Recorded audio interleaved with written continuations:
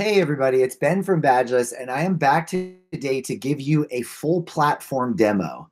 So this demo is going to take a little longer. It's going to be a little bit longer than the other videos on this channel, but I want to create this demo to show you all of the different features, the paid features, all the subgrouping and tagging features, anything that you might want to know about. I'll talk a little bit about API integrations too, to help you make a decision about whether or not Badgelist is right for you and your organization. So if you have any follow-up questions, you can always hit me up on Twitter or email me, ben@badgelist.com. But I want to get all of this information down on a video so that you have it all in one place. If you're looking for a more straightforward tutorial for a specific functionality inside Badgelist, I would recommend looking elsewhere on the YouTube channel. There are a lot of specific videos, but if you want the whole high-level picture of the platform and how it works, you are in the right place. Okay, so Badgelist, first of all, is a platform for issuing badges based on learning evidence. That's really the big thing that differentiates Badgelist from the other badge platforms in this space. So there are a lot of great platforms out there. Most of us issue open badges, which are of course based on the Mozilla Open Badges standard, which is now held by IMS Global. Open badges are not just digital stickers. They're not just images. They are badges that contain a whole bunch of metadata baked into the JSON, which is the programming language that the badge assertion is contained in. And so what that means is when you issue an open badge, it will always contain all of the metadata associated with that badge, including what organization issued it, when it was issued, what was the required evidence in order to earn it, etc. So if you're going to be issuing digital credentials, you definitely want to be using a platform that is Open Badges compliant. So the thing that we really have focused on when we've developed Badgelist is learning evidence. So what I'm going to do is jump in and first show you some of the badges from the Q conference group and how learning evidence works within that group.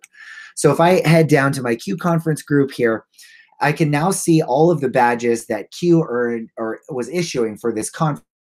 And you can see each one of these badges is associated with a required evidence item or multiple required evidence items. So if we look at this attendee badge, they didn't just give it to everyone for showing up to the conference. They actually issued it to folks for uploading a photo of themselves at the conference and their learning goals for the conference. This was really valuable not only for the conference organizers to see what people's learning goals were, but it also was a celebration of all of the different evidence that was uploaded in order to earn badges at this event. So you can see this teacher over here met LeVar Burton and posted an image of her and LeVar at the conference. This is great. As you can see, she was really excited about that. I know I was excited to meet LeVar at the Q conference event. So this is a great way of just sharing all the things that were done. And obviously you can imagine that if people are uploading learning evidence, whether you're a teacher PD program or some other kind of program, people can upload photos of their students doing work or, of a project they did. Really, sky's the limit in terms of what sorts of evidence people are able to upload. And then everyone who is either currently working on earning the badge or who has already earned the badge can also get inspiration from the people who have already uploaded their evidence. Obviously, you can make this evidence secret if you don't want people looking at each other's evidence. But our default setting is to have all this be open so people can explore their evidence. And this really generates a climate of social learning within the badge, which is an important feature at Badgelist. Going back to this badge now, we can also go and look at people's learning goals, and you're able to now see all of everybody's learning goals for the conference too. So this helped Q to be able to structure the following conference and to find out, what everybody was most excited about learning about in the conference. So again, this is a way of celebrating the badge and inspiring the social learning aspect. Okay, so now what happens once I've uploaded my evidence as a learner and now as an admin, I want to go and actually review this evidence and issue the badge? Well, you'll see here I have this orange feedback request button. We have 42 outstanding feedback requests. I need to respond to these feedback requests if I want to review evidence in order to issue them. We do have other features for issuing badges. So we're creating an LMS integration right now that will allow you to automatically award badges based on actions that take place in the LMS. And we can also help you with just bulk awarding badges via a list of emails, and people can come in and upload their evidence after the fact in that case.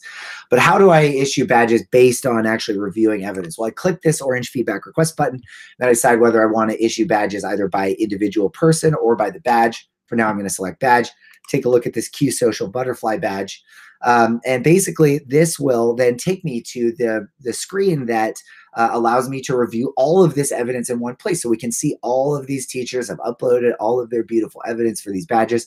I can come in here and review this evidence, and then I can either select individual teachers to issue feedback to. So say I just want to issue Brandon and Ellen's badges right now.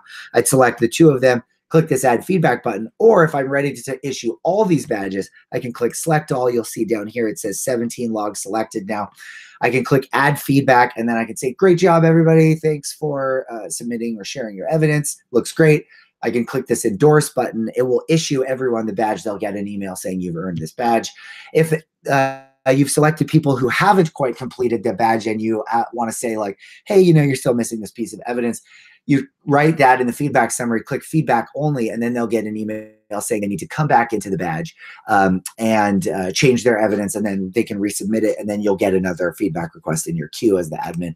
You can come back and review that and then issue the badge when they're all set for it. So that's the way of doing that. Issuing bulk badges is really easy too. You just go into the specific badge, click this bulk award badge, and then that'll take you to the bulk award screen. You can upload a CSV with all those little endorsement messages to award those folks badges. You can also just copy and paste a list of email addresses, issue thousands of badges, as many badges as you want at one time using this technique. So that's really helpful too. And again, it doesn't preclude people from issuing or uploading evidence for the badge. It just means that you are issuing that badge without them actually reviewing that evidence. Okay. So back into the high-level features of the group. So there are two things I want to show you right now. One is group reports, and the other one is tags. Let me show you the tags first because that'll be relevant for the reporting features.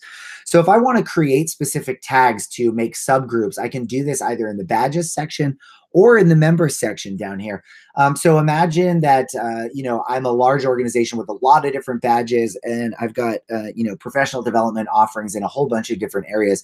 And I want to create subgroups because I have certain people that are responsible for reviewing the evidence of that subgroup of badges. So for here, I've created this social badges subgroup. If I click this button, it will then take me into this tag and show me all and only the badges I have associated with the social badges tag.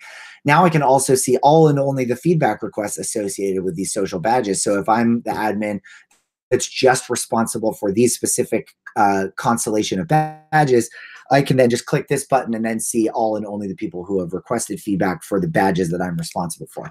Similarly, if I want to group a certain set of members, if I'm a school district and I want to break down subgroups by the specific schools because principals are responsible for just their teachers within the group, then I can, create specific tags for the names of these schools and then associate my specific group members, the teachers in that school with that tag. And then I can just look at all the teachers that are waiting for feedback inside this subgroup. So now to the reporting feature, the reason why the tags are also relevant is because they show up in the reports as well. So if I want to make a tag or a report on specific tags, I'll click this badge portfolios thing. I can then filter users by tag. I can choose any one of these tags and run a report just on my school or just on a certain set of badges. That's really helpful. These reports will export to PDF. If you're looking for a slightly simpler report that's just a high-level report, you'll select this group members report, and then this will just give you a high-level report on every member of the group. Okay, so a word on integration. So we already have integrations and LTI integration with Canvas, Moodle, and Blackboard. If you want to set up your integration, you're just going to come over here and select this integrations from the drop-down screen in group settings, and then it'll walk you through the process of setting up your integration for a specific LMS. If you're looking for an integration other than Canvas, Moodle, and Blackboard, we are currently launching an integration with the eLogic Essential LMS, and basically we have a REST API in JSON. That's a little bit technical probably for most people, but if you are looking to create an integration with another LMS, we have that available, and we can do that custom for you without much difficulty at all. So just contact us. If you have questions about the API integration, you can contact our CTO, hank@badgelist.com. Okay, so I think that covers all of the most important features and the demo. If you have other questions that I have not answered for you here, feel free to hit me up, ben@badgelist.com. That's my email. You can also get me on Twitter @benjirome, or you can follow Badgelist @badgelist.com on Twitter. Also, you can get me in-app with the Intercom integration. So down here, this lower right corner of the screen, you've got this orange box. You just click that, and then you can start a new conversation with me anytime you want, and I will be here to support you, or one of my colleagues will. All right, thanks for watching, everybody. Have a wonderful day.